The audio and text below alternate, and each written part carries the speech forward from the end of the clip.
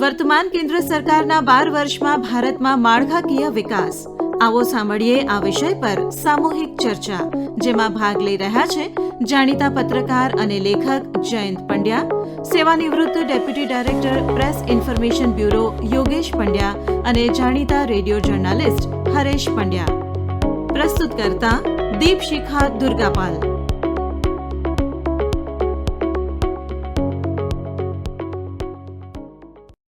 કેન્દ્ર સરકારના 12 વર્ષની જે લેખાજોખા છે એ લેખાજોખાની આપણે વાત કરી રહ્યા છીએ અને એમાં ખાસ કરીને માળખાકીય વિકાસ જે થયો છે એના ઉપર આપણે વિશેષ ચર્ચા કરી રહ્યા છીએ. તો જયવંતભાઈ, આપણે ચર્ચાની શરૂઆત કરીએ. જી. કેન્દ્રની સરકાર, નરેન્દ્ર મોદી સરકાર, એણે 12 વર્ષમાં ઘણા બધા માળખાકીય ફેરફારો કર્યા. આમ તો એમ કહી શકાય કે ભારતની અંદર જ્યારે ગુજરાતમાં મુખ્યમંત્રી હતા ત્યારે ગુજરાતમાં ખૂણે ખૂણાને જે માર્ગથી જોડ્યા હતા એ માર્ગ વિકાસ કર્યો, માળખાકીય વિકાસ કર્યો. કદાચ એવું જ એક દ્રષ્ટિબિંદુ એમણે કેન્દ્રમાં પણ અપનાવ્યું છે અને આમ નરેન્દ્ર મોદી સરકારે કેન્દ્રમાં પણ માળખાકીય વિકાસને ખૂબ જ પ્રાધાન્ય આપ્યું છે. શું કહેશો? સૌ પ્રથમ તો આપણે ગુજરાતમાં વસીએ છીએ, ગુજરાતની આપણી શ્રોતા વર્ગ છે, એટલે ગુજરાતના સંદર્ભમાંથી જ વાતની શરૂઆત કરીએ તો મને લાગે છે કે યોગ્ય રહેશે. અને અત્યારે જે તાજેતરમાં જે આંતરમાળખાકીય એક જાહેરાત થઈ કે સરખેજ ધોલેરા વચ્ચે હાઈસ્પીડ રેલવેને અનુમતિ મળી છે, બરાબર છે, અને એ જ સાથે ધોલેરા એક્સપ્રેસ વે પણ ઉદ્ઘાટિત થયો. અને એને જો જોવામાં આવે તો ભાવનગર અને અમદાવાદ જે બે મહત્ત્વના વ્યાપારિક રીતે અલંગ શિપયાર્ડની રીતે પણ જોઈએ, અને અમદાવાદ તો આર્થિક રાજધાની કહેવાય છે ગુજરાતની, અને એક રીતે ગ્રોથ એન્જિન પણ છે ગુજરાત દેશનું. તો એ રીતે અમદાવાદ અને ભાવનગરનું અંતર છે એ ઘટવાની તૈયારીમાં છે, ઘટી ગયું છે ઓલરેડી. સાથોસાથ કલ્પસર પરિયોજના એની પણ કામ છે ચાલુ થઈ ગયું છે, એટલે એ પણ ભાવનગર અને મુંબઈ વચ્ચેનું અંતર ઘટાડી દેશે. ભાવનગર અને દહેજ વચ્ચે રોરો ફેરી સર્વિસ ચાલુ થઈ હતી, એમાં પણ ભાવનગર અને દહેજ વચ્ચેનું અંતર છે એ ઘટી ગયું છે. તો આવા મુખ્ય આપણે જો જોવામાં આવે તો આવું તો ઘણું બધું કહી શકાય એમ છે, પણ આપણે ગુજરાતના સંદર્ભમાં જ વાત કરી રહ્યા છીએ, એટલે એના કારણે લોકોને પણ ધ્યાનમાં આવશે કે કેટલું એક મોટો પરિવર્તન આપણે એના સહભાગી સાક્ષી બની રહ્યા છીએ. કે આપણે ગુજરાતના આજે કોઈ પણ ખૂણે જવું હોય, એક ખૂણેથી બીજા ખૂણે, એક શહેરથી બીજા શહેરમાં, આપણે પાસે અનેક માર્ગ ઉપલબ્ધ છે. કે આપણે દાખલા તરીકે અમદાવાદથી બહુચરાજી જવું છે તો આપણી પાસે વિરમગામ થઈને જવાનો માર્ગ છે, આપણે મહેસાણા થઈને પણ જઈ શકીએ છીએ. એવી રીતે આપણે રાજકોટ જવું છે તો આપણી પાસે 6 લેન રોડ છે. એવી રીતે ભાવનગર જવું છે તો હવે આપણે બગોદરાથી પણ જઈ શકીએ છીએ, વલભીપુરથી પણ જઈ શકીએ છીએ, અને જે તારાપુરથી ધોલેરા એક્સપ્રેસ વે બન્યો છે ત્યાંથી પણ જઈ શકાય છે. તો આવા અનેક માર્ગો, અનેક રેલવે નેટવર્ક, આપણે ખાલી અમદાવાદની જ વાત કરીએ, ગુજરાતની જ વાત કરીએ તો અમદાવાદ મુંબઈ વચ્ચે બુલેટ ટ્રેનનો પ્રોજેક્ટ અત્યારે ધમધોકાર ગતિએ ચાલી રહ્યો છે. એ આવનારા લગભગ 2029 કે પછીના 1-2 વર્ષમાં એ પૂરો થશે. તો એના કારણે અમદાવાદ મુંબઈ વચ્ચેનું અંતર ઘટી જશે. વંદે માતરમ ટ્રેન અમદાવાદ મુંબઈ વચ્ચે ચાલે છે અને સોમનાથ સુધી પણ જાય છે. એના કારણે આપણું અંતર છે, ભૌગોલિક અંતર હવે એ રીતે નજીક આવી ગયા છે. આના કારણે વેપાર ધંધાને ખૂબ મોટું પ્રોત્સાહન મળ્યું છે. આપણે ગુજરાતની જ વાત કરીએ તો એક ડેડિકેટેડ ફ્રેટ કોરિડોર છે રેલવેનું, એટલે એ રીતે ઘણું બધું મોટું પરિવર્તન ખાલી ગુજરાતમાં જ, બાકી તો દેશની તો અલગ વાત કરી શકાય એમ છે. યોગેશભાઈ, કોઈ પણ દેશનો વિકાસ જો આપણે કરવો હોય તો વિકાસમાં માળખું એ મોટામાં મોટી પહેલી જરૂરિયાત છે. એ કોઈ પણ રિમોટ એરિયાને મુખ્ય માર્ગોથી જોડે છે અને એમ ત્યાં ઘણું બધું માળખું ઊભું થાય. એ ચાહે એરપોર્ટ હોય, ચાહે રેલવે હોય, ચાહે હાઈવે હોય, અથવા તો એ સિવાય જુદી જુદી ટનલ ઊભી કરી. આપણે જોજીલા પાસ ઉપર એક ઊભી કરી, ચેના નદી ઉપર એક આખા બ્રિજ ઊભા કર્યા, અટલ ટનેલ ઊભી કરી. એમ રિમોટ એરિયાને દેશના મુખ્ય પ્રવાહ સાથે જોડવામાં માળખાકીય વિકાસ એ ખૂબ જ મહત્વનો ફાળો આપે છે. શું કહો છો તમે? એટલે સાચી વાત છે હરેશભાઈ. જે માળખાકીય સુવિધા ઉપર જે કેન્દ્ર સરકારનું જે ફોકસ છે એનું મેઇન જે હેતુ છે કે ઉદ્દેશ્ય છે એ મલ્ટી મોડેલ કનેક્ટિવિટી છે. એટલે એમાં તમે જેમ વાત કરી રાઈટ. રોડનું એક્સપાન્શન, રેલ એક્સપાન્શન, જળમાર્ગનું એક્સપાન્શન, આ બધા ઉપર કેન્દ્ર સરકાર એક સાથે કામ કરી રહી છે. અને ખાલી આજે લાંબા ગાળાનો જે આપણે માળખાકીય સુવિધા ઊભી થાય છે એટલું જ નહીં, માળખાકીય સુવિધાઓને આધુનિક બનાવવા ઉપર, નવી માળખાકીય સુવિધા ઊભી કરવા ઉપર, અને એના દ્વારા જે લોકોને જે રોજગારી મળે, એટલે કેવી રોજગારી કે કાયમી સસ્ટેનેબલ રોજગારી દેશમાં ઉત્પન્ન થાય અને એક લાંબા ગાળાનું એક મૂળભૂત ઢાંચો ઊભો થાય, એના ઉપર કેન્દ્ર સરકાર કામ કરી રહી છે. મારી વાત બહુ સાચી છે કે આપણે જ્યારે થોડા વર્ષો પહેલાંની જ વાતો કરીએ, દાયકાઓ પહેલાંની, કે ભાઈ કાશ્મીરમાં અમુક અંતર સુધી ટ્રેન અવેલેબલ નથી, કે નોર્થ ઇસ્ટમાં ટ્રેનનું નેટવર્ક બહુ નબળું હતું. આજે એ તમે કીધું છે ટનલથી કે એ ટ્રેન નેટવર્ક અત્યારે છેક આપણે દેશની સરહદો સુધી ટ્રેન નેટવર્ક પહોંચી રહ્યું છે, રોડ નેટવર્ક પહોંચી રહ્યું છે. જયવંતભાઈ જે વાત કરી ગુજરાત સ્પેસિફિક, તો આપણે એ પણ અત્યારે ખાસ યાદ કરવું જોઈએ કે હમણાં જ પ્રધાનમંત્રી જે અત્યારે છેલ્લી મુલાકાતે ગુજરાતની આવ્યા, 18,800 કરોડના પ્રોજેક્ટ એણે જે સુરતમાં, હજીરામાં અને દમણમાં એણે જે 18,800 કરોડના પ્રોજેક્ટની ભેટ આપી છે, એ બધા માળખાકીય સુવિધાના જ પ્રોજેક્ટ છે. બરાબર છે. કે જેમાં એક્સપ્રેસ વેને એનો એક્સપાન્શનનો પ્રોજેક્ટ છે, રોડ પ્રોજેક્ટ છે. તો એ બધું એનો પાછળનો હેતુ એ જ છે કે કેમ કનેક્ટિવિટી દ્વારા એક લાંબા ગાળાનું કાયમી વિકાસનું મોડેલ ઊભું થાય અને એના દ્વારા લોકોને, યુવાનોને રોજગારી મળે. વાત સાચી છે. દેશના ખાલી રાષ્ટ્રીય ધોરીમાર્ગની વાત કરીએ ને, તો જ્યારે નરેન્દ્ર મોદી સરકારે 2014માં પોતે સત્તા સંભાળી ત્યારે દેશમાં લગભગ 91,287 કિલોમીટરના રાષ્ટ્રીય ધોરીમાર્ગ હતા. આજે એ રાષ્ટ્રીય ધોરીમાર્ગની સંખ્યા લગભગ 1,60,000 કિલોમીટરથી પણ ઉપર ગઈ છે. અને એમ લગભગ બધે 4 લેનના રાષ્ટ્રીય ધોરીમાર્ગ થયા છે. દરરોજના 33 કિલોમીટરના ધોરીમાર્ગો એડ થાય છે. હા, એટલે રોજના ધોરણે આટલું કામ એ થાય છે. એટલે એ રીતે જો જોવા જઈએ તો દેશમાં જ્યારે આપણે શરૂઆત કરી ત્યારે રોજના માંડ 18 સમથિંગ કિલોમીટરનું કામ થતું હતું, રાઈટ. આજે એ કામ 33 કિલોમીટરથી પણ વધારે જ્યારે થઈ રહ્યું છે, એમ એનો કહેવાય ને સ્કોપ એ બહુ વધી રહ્યો છે. આજે સ્કોપ વધે છે એના કારણોસર ઉદ્યોગોને લાભ થઈ રહ્યો છે, બંદરોને લાભ થયો. ખાસ કરીને તમે જુઓ, આપણે ત્યાં મોટા ભાગે બધા જ બંદરોને રાષ્ટ્રીય ધોરીમાર્ગ સાથે જોડી દીધા છે.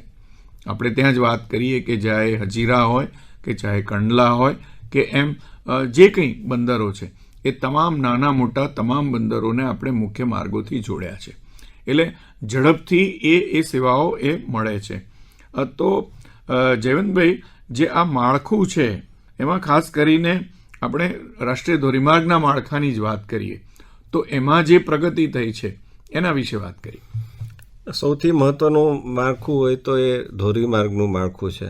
કારણ કે મોટાભાગની જનતા છે કાં તો રેલવે માર્ગ પસંદ કરે છે ને હવે થોડીક સુવિધાઓ લોકો પાસે પણ વધી છે. લોકોનો ઝોક બદલાયો છે કે પોતાની કાર રાખવી અને કારમાં મુસાફરી કરવી, એટલે જ્યારે પણ ઈચ્છા થાય ત્યારે તમે પ્રવાસ શરૂ કરી શકો અને જ્યાં પણ હોલ્ટ લેવો હોય ત્યાં લઈ શકો અને જ્યાં તમારે અંદર શહેરની અંદર પણ જવું હોય તો જઈ શકો.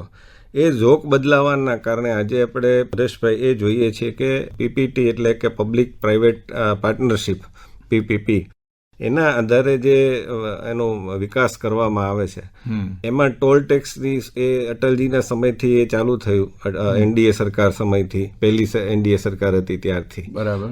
એને ધીમે ધીમે એ હદે લઈ આવ્યા કે હવે લોકોનો જો સમય ન બગડે એટલા માટે એ ઓનલાઈન જે ટેગ આવે છે, ફાસ્ટ ટેગ, એના દ્વારા એ કપાઈ જાય છે પૈસા. એટલે ટોલ ટેક્સ બૂથ ઉપર પણ તમારે ઊભા ન રહેવું પડે ને હવે તો એમાં એક સ્ટેપ આગળ વીઆઈપી કલ્ચર સમાપ્ત કરવાની દિશામાં આગળ વધતા જે અમુક સચિવો કે અધિકારીઓ કે એને જે સુવિધા મળતી હતી ને એ લોકોને મુક્તિ મળતી હતી, એમાંથી એમને બાકાત રાખવા એટલે એમનો પણ આમાં ફાળો આવે બરાબર. અને એ રીતે આપણને સારી સુવિધા પણ મળે છે.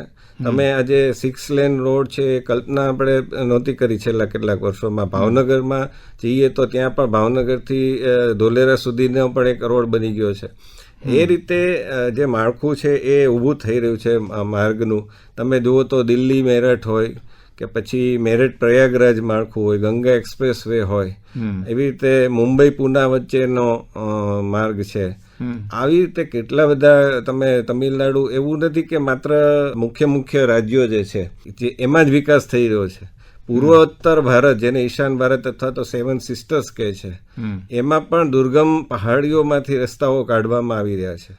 અને દેવેગૌડા સરકાર વખતે 1996માં બનેલી દેવેગૌડા સરકાર વખતે જે પુલનું બોગીબેલ, એ પુલનું શિલાન્યાસ શરૂઆત કામની થઈ હતી, ખાતમુહૂર્ત, એનું પૂર્ણાહુતિ છે મોદી સરકારના સમયમાંથી. બરાબર. અને એ કમ્પ્લીટ થયો તો દેવેગૌડાજીએ પણ સંતોષ ને આનંદ વ્યક્ત કર્યો હતો. એટલે આસામમાં આ કરવું, મિઝોરમમાં એરપોર્ટની સુવિધાઓ આપવી, કે મેઘાલયમાં આપવી, કે પછી અરુણાચલ પ્રદેશ તો સેન્સિટિવ વિસ્તાર કહેવાય, ચીનની સરહદ આવતી હોવાથી, તો ત્યાં પણ અંદર રસ્તા વિકસાવવા. એટલું જ નહીં, પણ જ્યારે કોરોના કાળ હતો ને કામકાજ બધું ઠપ હતું, એવા સમયે બોર્ડર ડેવલપમેન્ટ જે કહે છે, BDR કહે છે, એનો ઉપયોગ કરીને લદ્દાખ એ બાજુ સરહદી વિસ્તારમાં આપણે રસ્તા બનાવવાનું કામ શરૂ કર્યું, જેથી ક્યારેક કોઈ પડકાર આવે તો એને આપણે પહોંચી શકીએ અને આપણો સૈન્યની રીતે લોજિસ્ટિક બધું સામાન પહોંચાડી શકીએ. તો આ પ્રકારનું એક દૂરગામી દૃષ્ટિકોણ સાથે આ કામ મોદી સરકારે, કેન્દ્ર સરકારે કર્યું છે. રાઈટ. હરેશભાઈ, તમે આજે 1,60,000 કિલોમીટરના જે રોડ નેટવર્કની વાત કરી દેશમાં, જે છેલ્લા 12 વર્ષમાં કામ થયું છે, રાઈટ, એમાં તમે આ જે ભારતમાલા જે પ્રોજેક્ટ છે હા, એનો ઉલ્લેખ જરૂર કરવો જોઈએ. બરાબર. કે જેમાં 6 હાઈ સ્પીડ કોરિડોર છે 900 કિલોમીટરની લેન્થના. રાઈટ. કે જે દેશમાં કનેક્ટિવિટી માટે એક બહુ મહત્વાકાંક્ષી કાર્યક્રમ છે. એ ઇવન પ્રધાનમંત્રી ગ્રામ સડક યોજનાની વાત કરો. ગ્રામ સડક યોજનામાં 2014 પછીની વાત કરીએ તો દેશમાં અંદાજે 4.5 લાખ કિલોમીટર જેટલા રોડ ડેવલપ થયા છે. ગ્રામ સડક યોજના શું છે? તો ગ્રામીણ ભારતને શહેરી ભારત સાથે જોડતી એક યોજના, એમ જેને PMGSY તરીકે આપણે ઓળખીએ છીએ. તો એમ જે રૂરલ હેબિટેટ છે ત્યાં પણ ડેવલપમેન્ટ જાય, ત્યાં પણ વિકાસના ફળ મળે, અને એમ જેટલો શહેર તરફનું શહેરીકરણ ઘટે એ પ્રવાહને ઘટાડવા માટે આ આખી એ બાબત એ રીતે એ આગળ કિસાનો માટે બહુ જરૂરી છે, કેમ કે કિસાનો એની પ્રોડક્ટ ત્યારે જ બહાર લાવી શકે કે જ્યારે એ લોકો રોડથી એની કનેક્ટિવિટી શહેરો સુધી, બરાબર છે, અને બંદરો સુધી પહોંચી શકે. હા, આમાં જો વાત કરીએ ને તો દાખલા તરીકે વંદે ભારત ટ્રેન. વંદે ભારત ટ્રેન એ રેલ કનેક્ટિવિટીમાં બહુ મોટું સીમાચિહ્ન બન્યું છે, કારણ કે આખી રેલ સ્પીડ અને એના બધા જ જે જૂના ધારાધોરણો બદલી અને જે નવીનીકરણ કરવામાં આવ્યું છે એ બહુ જ મહત્વનું બને છે. તો જયવંતભાઈ, આપણે વંદે ભારત ટ્રેન વિશે તમે શું કહેશો, એ સેવા વિશે? એક અલગ પ્રકારનો અભિગમ અપનાવવામાં આવ્યો. પહેલાં એક અભિગમ એવો હતો અગાઉની સરકારોમાં કે ભંગાર વેચવો અને એ રીતે ટિકિટ ભાડા ન વધારવા અને એ રીતે જે છે એને જાળવી રાખો. પરંતુ જો તમે આજે વધારે સુવિધા આપવા માગતા હો તો થોડોક ફ્લેક્સિબલ રેટ કરી અને નવી ટ્રેનો, અને સાથે માત્ર ટ્રેનો નહીં, વંદે ભારત તો ખૂબ ઘણી બધી સુવિધાઓ સાથે, રિક્લાઇનિંગ સીટ હોય કે પછી તમારો મોબાઈલ ચાર્જ કરવો હોય, આવી બધી ઘણી બધી સુવિધાઓ, અને મોબાઈલ ચાર્જિંગ સોકેટ. હા, એટલે એક રીતે તમે જુઓ તો વિમાનમાં જે સુવિધાઓ મળે છે એ જ પ્રકારની સુવિધાઓ તમે ઓનલાઈન ટ્રેનોમાં તમે ભોજન છે એનો ઓર્ડર કરી શકો છો. તમને એટલું સામે આંતરમાળખાકીય સુવિધાઓ તો ઊભી કરી છે હરેશભાઈ, પણ સાથે વહીવટમાં સુધારાની પણ આપણે વાત કરવી જોઈએ. કે તમે ટ્વીટ કરો રેલવેના સંદર્ભમાં, ટ્રેનમાં બેઠા અને તમે કોઈ ફરિયાદ કરો કે ભાઈ મારે બેડશીટ બરાબર નથી કે ઓઢવા માટેનું બરાબર નથી, તો તરત એની નોંધ લેવાય છે. કુલિંગ બરાબર નથી તો તરત એની નોંધ લેવાય છે. અને એના કારણે ત્યાંનો સ્ટાફ પણ એટલો નમ્ર હવે બન્યો છે કે તમને પૂછે છે કે કુલિંગ કેટલા ઉપર રાખવું છે અને તમને બેડશીટ આપી છે કે નહીં, બધું તપાસ કરવા આવી જાય છે. માર્ગમાં તમને અસુવિધા ઊભી થઈ, કોઈ હેરાન કરતું હોય તો તમે એને ટ્વીટ કરો છો તો એને તરત પોલીસ આવી જાય છે બીજા સ્ટેશને. આ પ્રકારની એક નવા જ પ્રકારની આપણે એક સુવિધાઓ જોઈ રહ્યા છે રેલવેમાં પણ. ઓનલાઈન હવે તત્કાલમાં જે કંઈ ફેરફારો થયા કરે છે એના કારણે જે વચેટિયાઓ હતા ને બધા બુક કરી લેતા હતા એનું પણ હવે પ્રમાણ ઘટ્યું છે. બરાબર. તો આ બધી, અને બીજું કે semi high speed train, Tejas train કે પછી બુલેટ ટ્રેન, તો એનું પણ જે રીતે આપણે ખાલી ગુજરાતના સંદર્ભમાં ફરીવાર હું વાત કરીશ કે અમે કોલેજમાં હતા ત્યારથી એક માગણી થતી હતી કે અમદાવાદ ભાવનગર બ્રોડગેજ ટ્રેન મળવી જોઈએ. ને એના માટે કે જે પણ સાંસદ તરીકે ચૂંટણી લડતા હોય ભાવનગરમાં એ લોકો એની માગણી કરતા હતા. અને એ માગણી છે 2022-23 આસપાસ એ પૂરી થઈ. અને આજે આપણે ભાવનગરથી અમદાવાદ જવું હોય તો એના માટે ટ્રેન, સ્પેશિયલ ઇન્ટરસિટી ટ્રેન છે. એના ટાઈમિંગ પણ તમે જુઓ તો એવી રીતે રાખે, અહીંથી 5 વાગે ઉપડે અને રાતના તમને ત્યાં પહોંચાડી દે. એટલે તમે અહીંથી ભાવનગરથી આવ્યા હો તો તમે અહીંયા કામ પતાવી દો અમદાવાદ ગાંધીનગરનું, અને અહીંથી તમે 5 વાગે બેસી જાઓ તો તમે ત્યાં 10 વાગે પહોંચી જાઓ. ત્યાંથી તમારે વહેલા સવારે નીકળો 6 વાગે તો અહીંયા તમે 9-10 વાગે પહોંચી જાઓ અને તમારું કામ પતાવી શકો. અને Sabarmati train station, Kalupur station, આ બધા સ્ટેશનોનો પણ એટલો વિકાસ કે આજે આપણે કાલુપુર સ્ટેશનની ખાલી વાત કરીએ તો એ સ્ટેશનને એવી રીતે બનાવવામાં આવે છે કે ત્યાંથી તમે ઉતરો એટલે તમને BRTS-થી માંડીને, મેટ્રો ટ્રેનથી માંડીને, AMTS-થી માંડીને અલગ અલગ તમારે જે કંઈ બીજે જવું હોય તો એના માટેની કનેક્ટિવિટી મળી રહે છે. એમાંથી મળે છે. ઇવન રેલવેમાં જો આપણે વાત કરીએ ને તો જે ઇલેક્ટ્રિફિકેશન થયું છે એ ઘણા બધા રૂટમાં ઓલમોસ્ટ એમ કહેવાય લગભગ 70,000 ઉપરાંત કિલોમીટરના જે રૂટ છે એ આખું એનું ઇલેક્ટ્રિફિકેશન થયું. ઇવન ઘણા બધા જે સ્ટેશન છે લગભગ 1500 ઉપરાંત જે રેલવે સ્ટેશન છે એનું આખું રીડેવલપમેન્ટ થયું છે. ઇવન યોગેશભાઈ, મેટ્રો રેલ નેટવર્ક પણ તમે જુઓ ને તો એમાં પણ ઘણું બધું એક્સપાન્શન થયું છે. તમે જે વાત કરી, આપણે જે માળખાકીય સુવિધાની વાત કરીએ છીએ તો શહેરના લોકો માટે જે ટ્રાન્સપોર્ટેશન છે એ બહુ જરૂરી પ્રશ્ન છે. અને એના માટે જે મેટ્રોની સુવિધા છે જે એ એટલી ઉપયોગી છે અને એને ધ્યાનમાં રાખીને કેન્દ્ર સરકાર અત્યારે તમે જુઓ તો 21 શહેરોમાં દેશના 1000 કિલોમીટરનું મેટ્રો નેટવર્ક વિકસાવી રહી છે અત્યારે. તમારે એ જે 21 શહેરોમાં જેનો મેટ્રો પર જે ફોકસ છે, આપણે અમદાવાદમાં આપણે મેટ્રોનો જે આપણે અનુભવ કર્યો કે જ્યારે પણ કોઈ મોટી ઇવેન્ટ હોય કે અને જ્યારે પીક અવર્સ હોય, જ્યારે છોકરાઓને ક્યાંક દૂર જવાનું હોય કે ટ્રાફિકમાં જલ્દી નીકળવાનું હોય, મેટ્રો સુવિધા એટલી ઉપયોગી થાય છે મોટા ભાગના શહેરોમાં. અને એક પછી એક શહેરોમાં મેટ્રો લાવવામાં આવી રહી છે. એટલું જ નહીં, એ મેટ્રો સેવાનું એક્સપાન્શન થઈ રહ્યું છે. એટલે વાત સાચી છે તમારી કે જેમ આપણે માર્ગ વ્યવહારની વાત કરી અને એમ વાહન વ્યવહારની જેટલી તેજી એમાં આવી છે એવી જ રેલવેમાં પણ આવી છે. રેલવેમાં પણ એટલું બધું આધુનિકીકરણ કરવામાં આવ્યું છે, એમ એટલું મોડર્નાઇઝેશન, અદ્યતન બધું બન્યું છે. એટલે મેટ્રો રેલ નેટવર્ક તો ખરેખર બહુ જ સ્પીડમાં કામ કરી રહ્યું છે. અને એના કારણોસર શું થયું છે, હમણાં જેમ પ્રધાનમંત્રીએ લોકોને આહવાન કર્યું કે તમે ડીઝલ ઓછું વાપરો, પેટ્રોલ ઓછું વાપરો, અને એ માટે આપણે આખી આ માસ ટ્રાન્ઝિટ સિસ્ટમ શરૂ કરી છે. અને એ માસ ટ્રાન્ઝિટ સિસ્ટમમાં જો તમે લાભ રહીએ તો એમાં આ બધા શહેરોમાં જો મેટ્રો રેલ નેટવર્કનો લોકો ઉપયોગ કરે તો એ લોકો પોતાના 3 વ્હીલર, 2 વ્હીલર, 4 વ્હીલરના ઉપયોગ ઘટાડે તો ખરેખર તો એ જ છે. એનાથી શું થાય કે શહેરી માળખામાં એક તો ટ્રાફિક ઘટે, કન્જેશન ઘટે, એટલે ટ્રાફિકની વ્યવસ્થા હલ થાય, પેટ્રોલ ડીઝલ જે કંઈ આપણું એમ આપણે સ્વાવલંબન એમાં ઊભું થાય, ઓછું વપરાશ થાય. બીજું કે વાતાવરણમાં પ્રદૂષણ ઓછું થાય, એમ પ્રદૂષણનો પણ ઘટાડો થાય. તમારો સમયનો વ્યય બગડે, આજે તમે મેટ્રો નેટવર્કની વાત કરો તો મેગા સિટીઝની અંદર મોટામાં મોટો પ્રોબ્લેમ આ છે, તમારું જે સમયબદ્ધ રીતે થવું જોઈએ પાલન, એ ટાઈમ કનેક્ટિવિટી તમારી રહેતી નથી. તમે વિચારો કે હું આ જગ્યાએ અડધા કે પોણા કલાકમાં પહોંચી જઈશ, પણ જે ટ્રાફિક છે તમારા દાયરામાં હોતો નથી, અને એના કારણસર ઘણા બધા ઇસ્યુઝ ઊભા થાય છે. નરેન્દ્ર મોદી સરકાર એવું જ બીજું આયોજન જે કર્યું છે એ છે હવાઈ યાત્રા માટેનું. હા, આપણે હાઈસ્પીડ રેલ નેટવર્ક ઊભું કર્યું છે. બુલેટ ટ્રેનનો પ્રોજેક્ટ આપણો બહુ જ સરસ રીતે ચાલી રહ્યો છે, અને ટૂંક સમયમાં જ કદાચ એનું પ્રાયોગિક ટેસ્ટિંગ પણ થવાનું છે. અને એમ દક્ષિણ ગુજરાતમાં એ લગભગ ઘણા મોટા પાયે કામકાજ ચાલી રહ્યું છે, અને હું માનું ત્યાં સુધી એ ટૂંક સમયમાં એનું ઉદ્ઘાટન પણ થઈ જશે. ટોટલ નેટવર્ક એ અમદાવાદથી થતા વાર લાગશે, પણ એ બુલેટ નેટવર્ક પણ છે.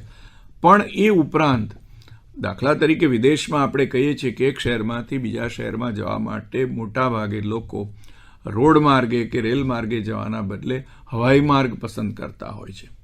તો એ હેતુસર નરેન્દ્ર મોદી સરકારે ઉડાન એક આવી યોજના મૂકી, રાઈટ? તો જયવંતભાઈ, એ ઉડાન યોજના શું છે અને એના શું લાભ થયા? ઉડાન યોજના એ દેશની અંદર શહેરોને જોડતી યોજના છે અને હવાઈ યાત્રા છે. એટલે ઘણીવાર મોટા મોટા શહેરો વચ્ચે તો યાત્રા જોવા મળે છે ઉડાનની સુવિધાઓ, પરંતુ નાના નાના શહેરોને પણ જોડતા વિમાનની સુવિધાઓ છે ઓછી જોવા મળે છે. તો એના માટેની વાત છે. અને બીજું હરેશભાઈ એ કહેવા માંગીશ કે પહેલાં એવું હતું કે દિલ્હી, મુંબઈ, કોલકાતા, હૈદરાબાદ, પુણે, આ બધા શહેરોમાં મુખ્યત્વે એરપોર્ટની ને એની સુવિધાઓ હતી. પરંતુ કેન્દ્ર સરકારમાં મોદી સરકાર આવ્યા પછી તમે જોશો કે પૂર્વોત્તર ભારતમાં પણ પહેલી વાર એરપોર્ટ મળ્યું છે. બરાબર. મિઝોરમ, મેઘાલય બાજુ, આસામમાં. એ જ રીતે ગુજરાતમાં રાજકોટને ગ્રીનફિલ્ડ એરપોર્ટ મળ્યું, ધોલેરાને મળ્યું. એ રીતે અનેક એરપોર્ટ, એટલે માત્ર અમદાવાદ નહીં, એટલે લોકોને અમદાવાદ જ આવવું પડે અને અમદાવાદથી જ પછી એ ઉડાન ભરી શકે. એ જે આખું એના કારણે અમદાવાદ આવવા માટેનો પણ માર્ગ કાપવો પડતો હતો, એ હવે બચી જશે.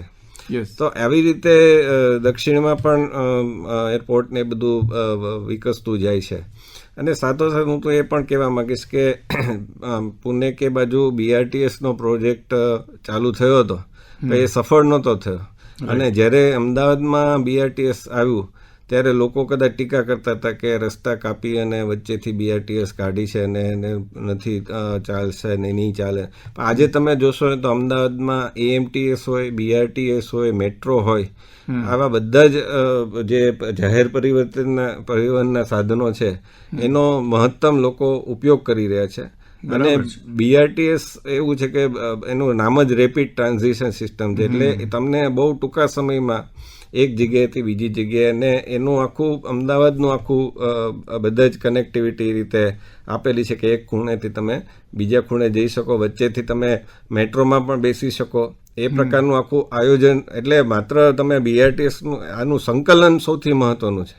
તમે આજે એક વિભાગ છે BRTS બનાવે, એક વિભાગ છે મેટ્રો બનાવે, બંનેના વિભાગો અલગ અલગ છે, પણ એ બેનું સંકલન હોય તો BRTSમાંથી તમે ગાંધીગ્રામ પહોંચી જાઓ, ગાંધીગ્રામથી રેલવે સ્ટેશન પકડી શકો, મેટ્રો પકડી શકો, એ થઈ શકે.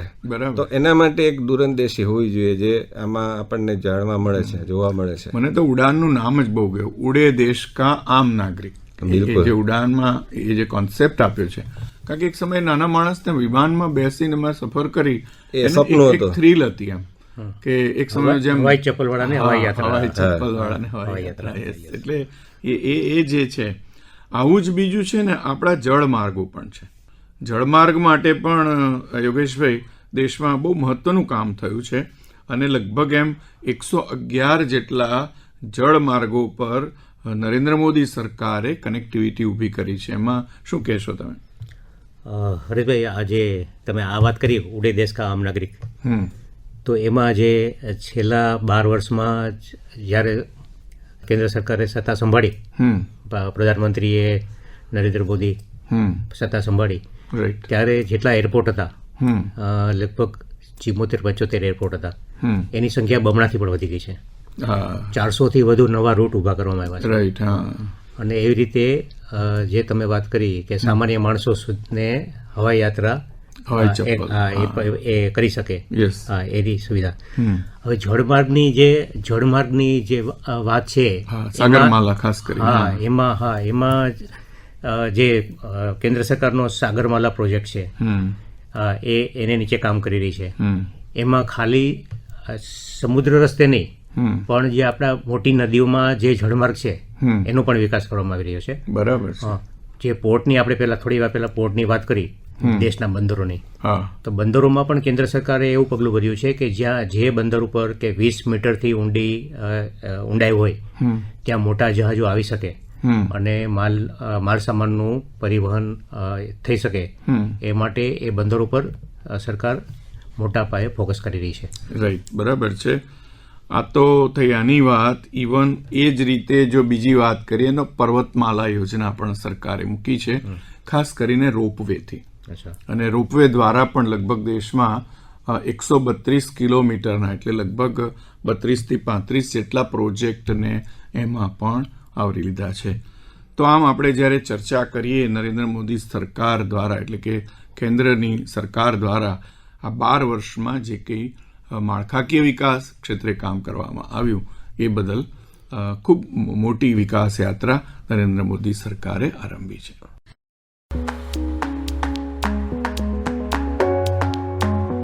હમણાં જ આપ સાંભળી રહ્યા હતા વર્તમાન કેન્દ્ર સરકારના 12 વર્ષમાં ભારતમાં માળખાકીય વિકાસ આ વિષય પર સામૂહિક ચર્ચામાં ભાગ લઈ રહ્યા હતા જાણીતા પત્રકાર અને લેખક જયંત પંડ્યા, સેવાનિવૃત્ત deputy director press information bureau Yogesh Pandya, જાણીતા રેડિયો જર્નાલિસ્ટ હરેશ પંડ્યા.